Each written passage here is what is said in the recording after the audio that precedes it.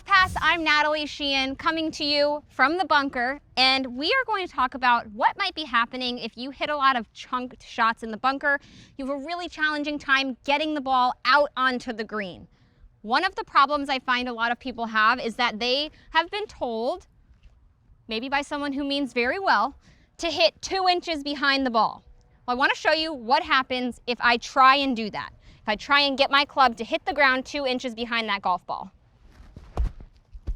Shockingly, I chunked it, right? That is not what we're looking for. And so that's why I don't love that idea of hitting 2 inches behind the golf ball. You can also see how deep that divot is that I took.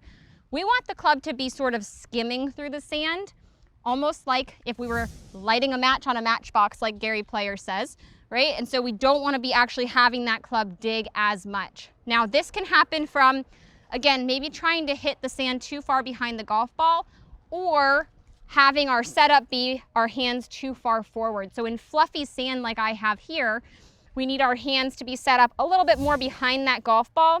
And then we also need to feel as we come through that we are almost tossing the club head underneath that golf ball. So that's going to allow us to use the bounce on our wedge to get that ball onto the green.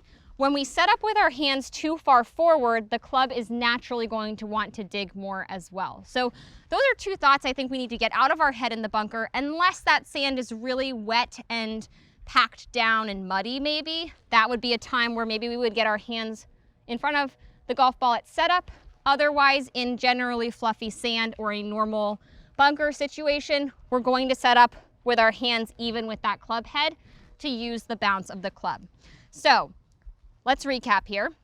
We're going to get our setup with our hands a little bit more back, and we are going to try and hit the sand much closer to that golf ball versus 2 inches behind it. We're going to do that by hinging our wrists and then feeling like we are tossing that club head underneath the golf ball as we go through. That's going to give us lots of spin. It's going to give us enough distance and a much shallower divot so that we can get that ball out of the bunker consistently. So let's try that out.